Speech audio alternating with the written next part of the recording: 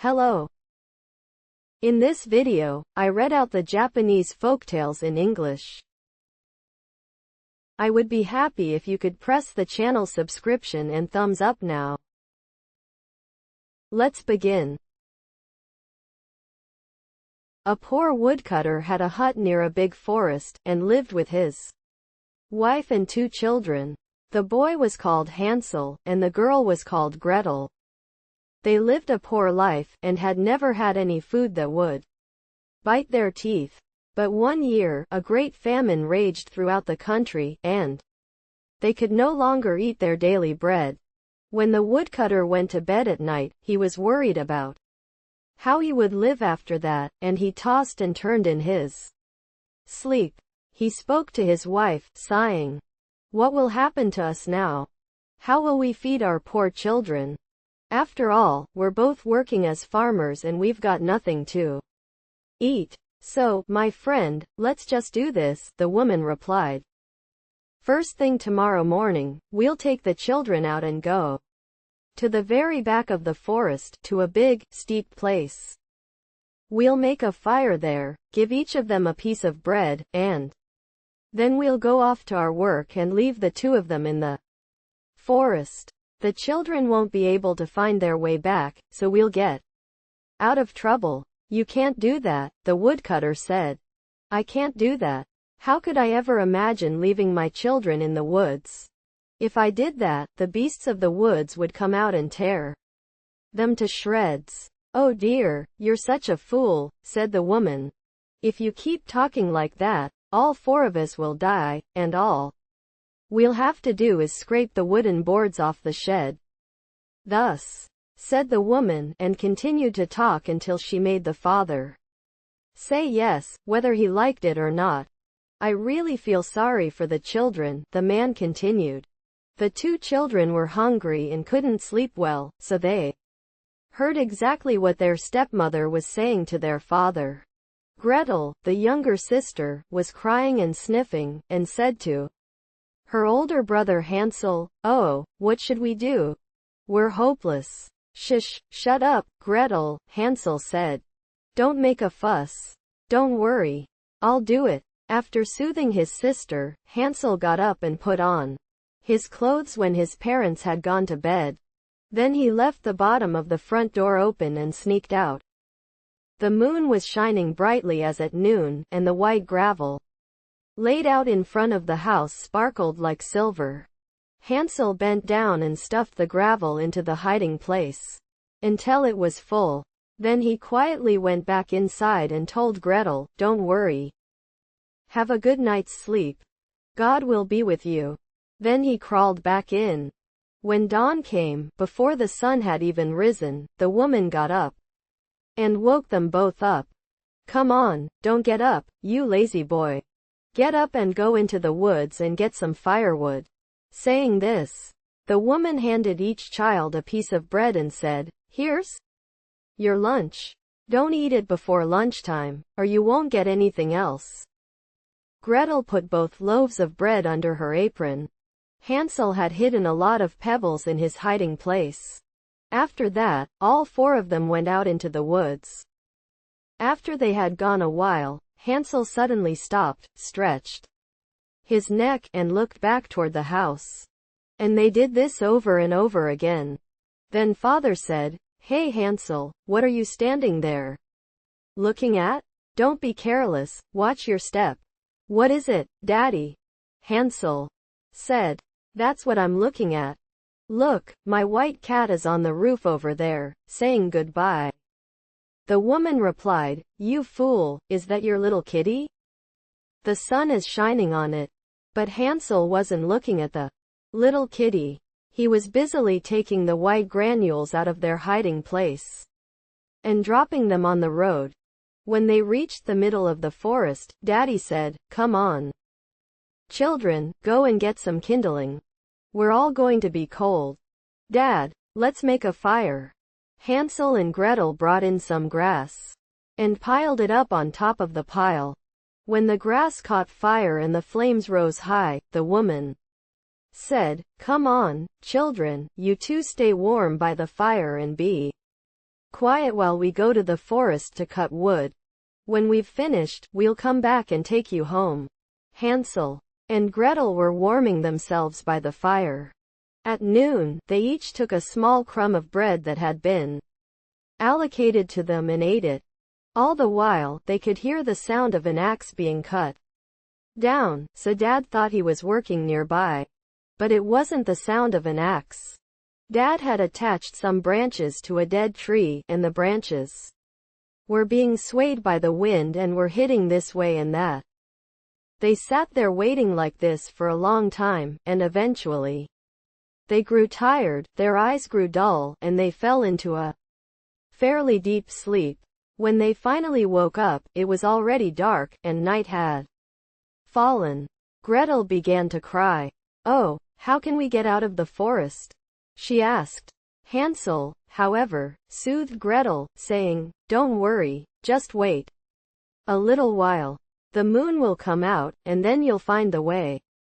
Soon the round moon rose high in the sky. So Hansel took his little sister by the hand and followed the trail of small pebbles that had been dropped. The pebbles shone brightly like freshly blown up ginseng, and guided the way. They walked at a steady pace all night, and at last, just as dawn was breaking, they returned to their father's house. They knocked on the door, and the woman opened it and came out. Then, when he saw Hansel and Gretel standing there, he said, "You good-for-nothings, how long have you been sleeping in the forest? I thought you were tired of coming home."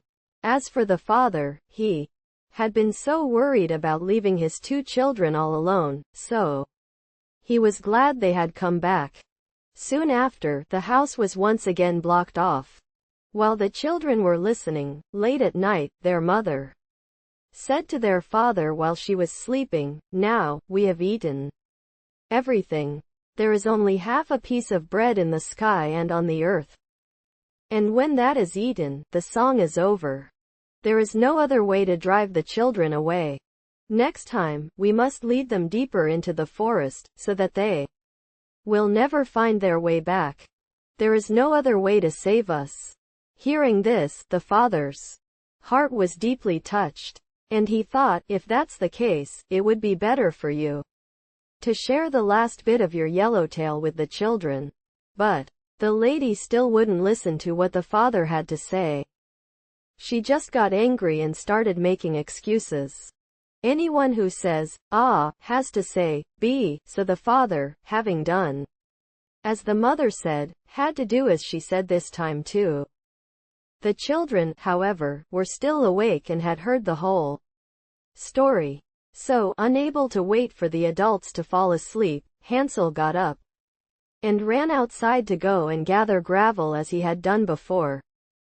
But this time the mother had set the door firmly against the door, and Hansel couldn't get out. Hansel, however, managed to calm his little sister down, saying, "Don't cry, Gretel. Just rest in peace. God will surely be kind to you." The next day, the wife came early in the morning and took the children out of their beds. Each child was given a crumb of bread, which was even smaller than a loaf of rice. Hansel crumbled it into pieces in his hiding place on the way to the forest. He would stop every now and then to drop the crumbs to the ground. "Hey, Hansel, why are you standing there looking around?" his father said. "Hurry up and get there. I'm watching my pigeon. Look, and I think she's sitting on the roof and saying goodbye to me," said Hansel. "You fool," the woman said again. "What's that?" "It's the morning sun shining on the smoke." Hansel didn't care, and he let the breadcrumbs fall on the road, and lost them all. The woman dragged her children deeper and deeper into the forest, farther than they had ever been in their lives. There they made a bonfire again, this time with great enthusiasm. Then the mother said, "Now, my children, you both stay there. If you get tired, you can sleep a little. We will go to the forest to cut wood, and when we are done in the evening, we will come back and take you home with us." At noon, Gretel shared her bread with Hansel. Hansel's bread had been scattered on the road. After they had eaten their bread, they both fell asleep. Then the night passed, and no one came to see the little children. When they finally opened their eyes, it was already pitch black. Hansel, caring for his little sister, said, "Gretel, just wait until the moon comes out. When the moon comes out, you'll see the breadcrumbs, and if you look for them, you'll be able to get home." When the moon rose, the two of them set off. But the breadcrumbs were nowhere to be found. The thousands of birds flying in the forest and fields had all picked them off and taken them away. Hansel told Gretel, "Don't worry, you'll find the path soon," but he still couldn't find it. They walked all night, and the next day they walked from morning to night, but they still couldn't get out of the forest. And they were extremely hungry. They had only eaten a few mouthfuls of berries they found on the ground. Exhausted, they could no longer go any further, so they rolled down under a tree and fell fast asleep. And so it was already the third morning since they had left their father's hut. They started trudge along again. But the forest got deeper the further they went, and if someone hadn't come to their rescue, they would have been completely exhausted and would have had no choice but to collapse. And then, just before noon, a beautiful, snow-white bird was perched on the branch of a tree, and singing with a beautiful voice. Their voice was so beautiful that they both stopped and listened, entranced. Then the bird stopped singing, flapped its wings, and flew off in the direction of the couple. The couple followed the bird, and then they came to a cute little cottage. The little bird landed on the roof of the cottage. When they got close to the cottage, they saw that the cute cottage was made of bread, and had a roof thatched with bungalow. And the windows were made of shiny sugar. "Come on," said Hansel, "and let's go over there.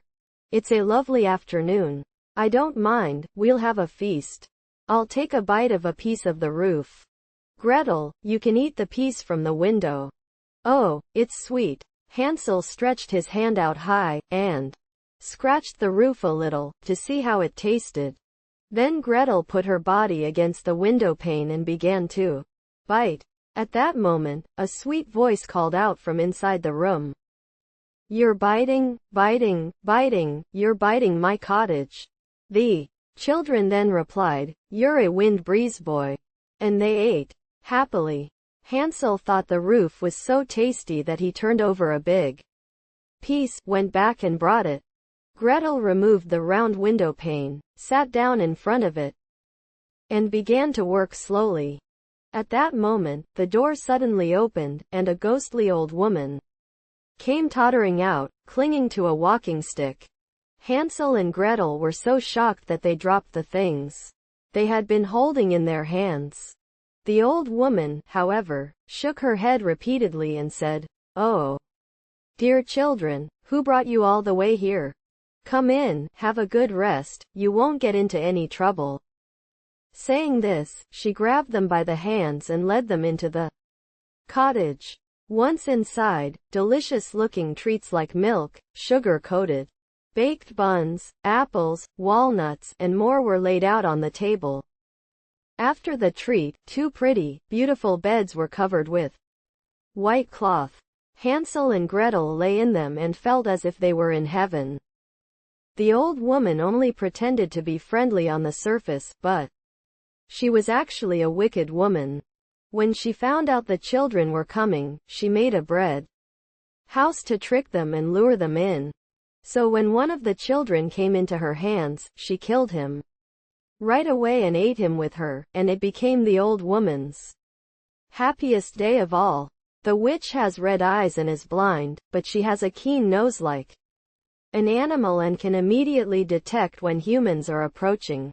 So when Hansel and Gretel come near, the old woman immediately bursts out in a nasty laugh, saying, "Okay, I've got you. Let's run away now. Are you going to let me go?" she said in a very cruel manner. The next morning, before the children had even woken up, the old woman woke them up early, and found them both sleeping soundly, and looking very cute with red, puffy cheeks. She muttered, "There's such a feast," so the old woman grabbed Hansel with her emaciated hands, carried him straight into the little doghouse, and slammed him down. No matter how much Hansel screamed inside, it was of no use. Then the old woman went out to Gretel's house again and shook her awake. "Get up, you lazy little thing, and get some water so I can make something tasty for you. I'm putting him in the doghouse outside, so I'll have to fatten him up in a fat grater. When he's really oily, the old woman will eat him." Hearing this, Gretel cried bitterly and loudly. But it was no use. Gretel had to do whatever the wicked witch told her to do. Because of this, Hansel, who was able to eat to her heart's content, got the best meal. In return, Gretel got a crayfish shell. Every morning, the old woman went to the doghouse and cried, "Well, Hansel, hold out your finger and I'll see if it's oily or not." Then Hansel gave her a thin bone that he hadn't eaten. But the old woman, who had blurred vision, couldn't tell the difference and thought it was Hansel's finger, and wondered why Hansel wasn't oily. Well, a month passed, and Hansel was still as thin as ever. Finally, the old woman grew impatient and couldn't wait any longer. "Hey, Gretel," she cried to her sister. "Come on, hurry up and get some water. Little Hansel may be fat or thin, but tomorrow he'll be knocked out and crushed." "Oh dear, what should we do?" The poor little girl must have cried bitterly as she was forced to drink water. "God, help me," she cried. It would have been better if she had been eaten alive in the forest. Then we would have both died together. "Shut up, you little brat," said the witch. "Crying and screaming will not accomplish anything." The next day, early in the morning, Gretel had to go outside, hang up a large pot full of water, and light the fire. "The bread must be baked first," said the witch. "The oven is already on, and the batter is already kneaded." With this, the witch shoved poor Gretel violently towards the oven. The flames were already trickling out of the oven, their red tongues sticking out. "Come on in," said the witch. "Let's see if the fire is going well. If it looks good, I'll put the bread in soon." Now, if Gretel went inside, the old woman was going to close the lid on the stove right away. If she did, Gretel would have been roasted to a crisp inside. So she wanted to do the same for her. But Gretel quickly saw inside the old woman's stomach. "I don't know what to do. How do I get in?" she said. "You silly geese," the old woman said. "Look at how big her mouth is. Open your eyes and take a good look. See, even the old woman could fit in just like her." So saying, she crawled over and stuck her head into the bread oven. Gretel took the opportunity to jump in behind her. The old woman tumbled into the oven. She immediately slammed the iron door shut and struck the bolt. "Whoa, whoa!" the old woman roared in a very loud voice. Gretel ran out of the oven. And so the poor witch was burned to death. Gretel ran straight to where Hansel was. And as soon as they opened the door of the doghouse, they cried, "Hey Hansel, let us be saved. I wish the witch's wife would die."